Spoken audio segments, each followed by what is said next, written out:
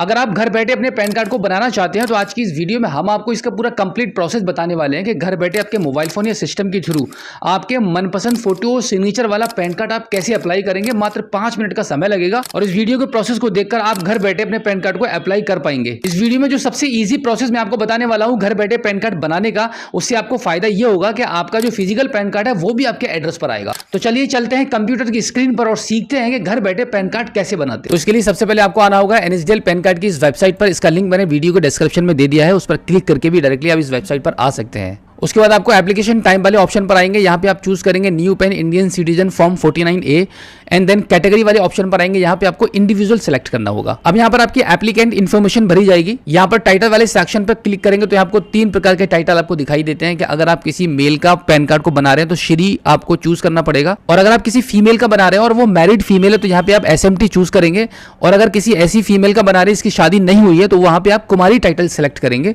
तो अभी हम यहाँ पे इस कुमारी वाले टाइटल को सिलेक्ट कर देते हैं। अब यहाँ पर आपको एप्लीकेंट का नाम फिल करना होगा। अब यहाँ पे देख लीजिएगा, सबसे पहले एप्लीकेंट का लास्ट नेम भरा जाता है जो सरनेम होता है, उसके बाद फर्स्ट नेम भरते हैं एंड देन मिडिल नेम को फिल करते हैं। अगर बाई चांस किसी का ऐसा नाम है कि उसके नाम में सिर्फ सिंगल नेम ही है तो यहाँ पे लास्ट नेम में आप फिल करेंगे।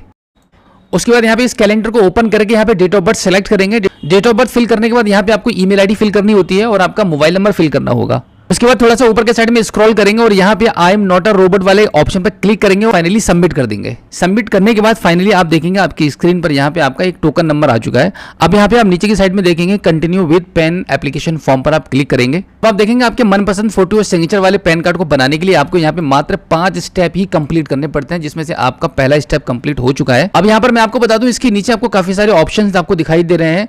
सबमिट डिजिटली थ्रू eKYC और दूसरा आपका सबमिट स्कैन इमेज थ्रू ई साइन।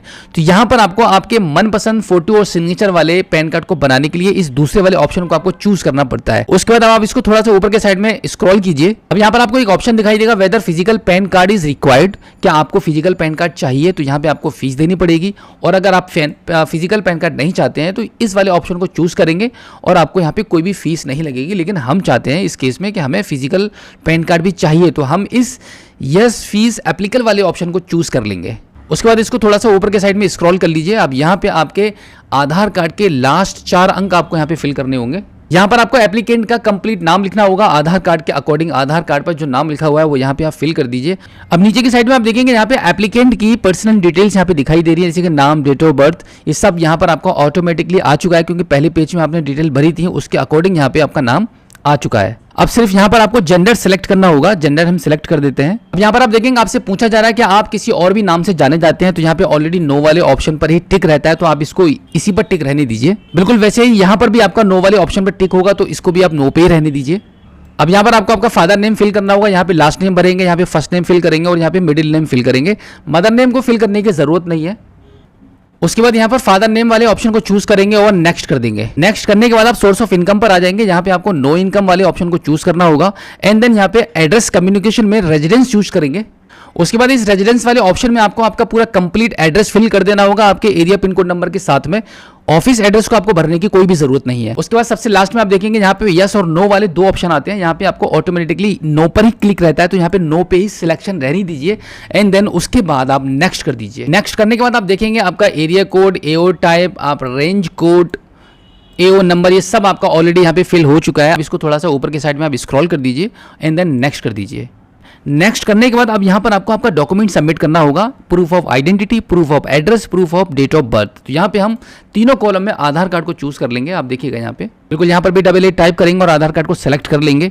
उसके बाद इसको थोड़ा सा ऊपर के साइड में स्क्रॉल कीजिए, यहाँ पे आपका नाम लिखा हुआ आ रहा है। अब यहाँ पे टिक करेंगे तो हिमसेल्फ, हर सेल वाले ऑप्शन को चूज करेंगे एंड देन यहाँ पे आपका एरिया का नाम लिख देंगे, जो भी नाम है। नाम लिखने के बाद आप थोड़ा सा ऊपर की साइड में स्क्रॉल करेंगे तो यहाँ पे आप देखेंगे अब यहाँ पर आपका फोटो और सिग्नेचर आपका यहाँ पे अपलोड होना है। तो यहाँ पे फोटो को अपलोड होने से पहले आप देख लीजिएगा 200 DPI का आपका कलर फोटो होना चाहिए, और डायमेंशन में आप देखिएगा 3.5 इंटू 2.5 सेंटीमीटर का आपका फोटो का साइज होना चाहिए। मैक्सिमम 50 KB का फोटो यहाँ पे चलेगा। बिल्कुल वैसे ही सिग्नेचर का साइज देखेंगे तो सिग्नेचर का साइज भी आपको यहाँ पे लिखा हुआ दिखाई दे जाएगा। अब यहाँ पे हम अपना फोटो को अपलोड कर लेते हैं।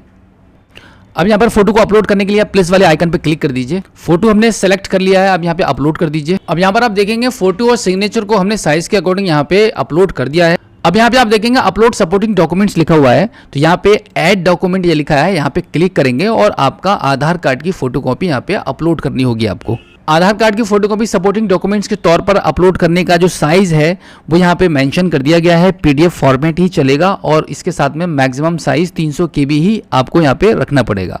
उसके बाद यहाँ पे डॉक्यूमेंट्स को सेलेक्ट करने के लिए प्लस वाले आइकन पर क्लिक करेंगे। डॉक्यूमेंट को सेलेक्ट करने के बाद अपलोड वाले ऑप्शन पर आप क्लिक कर देंगे। आधार कार्ड की कॉपी अपलोड होने के बाद फाइनली आप इसको सबमिट कर देंगे।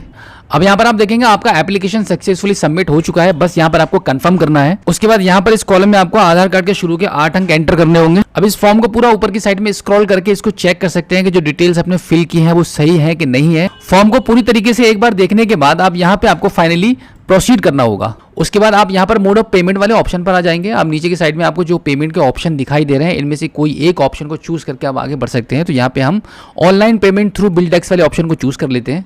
उसके बाद आप देखेंगे यहाँ पे आपको पेमेंट चार्जेस इन्फॉर्मेशन आपको दिखाई देगी। यहाँ पे 106.90 की पेमेंट आपकी डिडक्ट होने वाली है। थोड़ा सा पेज को ऊपर की साइड में स्क्रॉल करने के बाद आप यहाँ पे टर्म्स एंड कंडीशन को सेलेक्ट करेंगे और प्रोसीड टू पेमेंट कर देंगे। अब यहाँ पर 106.90 की पेमेंट आपकी डिडक्ट होने वाली है। अब यहाँ पे कन्फर्म पे क्लिक करेंगे। उसके बाद आप यहाँ पे पेमेंट गेटवे वाले ऑप्शन पर आ जाएंगे। यहाँ पे आपको कई सारे ऑप्शन मिलते हैं पेमेंट को करने के लिए, जैसे कि net banking, credit card, QR code, wallets, UPI। तो अभी हम UPI के माध्यम से पेमेंट को करने वाले हैं। UPI वाले ऑप्शन को चूज करने के बाद आप देखेंगे यहाँ पे आपका एक QR कोड जनरेट हो चुका है। इस QR कोड को अपने मोबाइल फोन पे, गूगल पे, पेटीएम किसी भी एप्लीकेशन के माध्यम से स्कैन करके आप पेमेंट करेंगे। सक्सेसफुली पेमेंट होने के बाद आपकी जो पेमेंट की रिसिप्ट है वो यहाँ पे आपको दिख जाएगी। एंड देन सबसे नीचे की साइड में आप देखेंगे कंटिन्यू का आपको ऑप्शन मिलेगा, यहाँ पे आप क्लिक करके आगे बढ़िए। उसके बाद इस पेज पर आप आ जाएंगे। यहाँ पे आप टर्म्स एंड कंडीशन को एक्सेप्ट करके ऑथेंटिकेट करेंगे और कंटिन्यू कर देंगे। अब यहाँ पर आप EKYC वाले पेज पर आ जाते हैं। यहाँ पर आपकी EKYC होनी है। यहाँ पे आप नीचे की साइड में देखेंगे OTP जनरेशन लिखा हुआ है, इस पर आप क्लिक कर दीजिए। उसके बाद आपके आधार कार्ड में रजिस्टर्ड मोबाइल नंबर पर OTP चला जाएगा। उस OTP को आप यहाँ पे एंटर करेंगे और फाइनली सबमिट कर देंगे।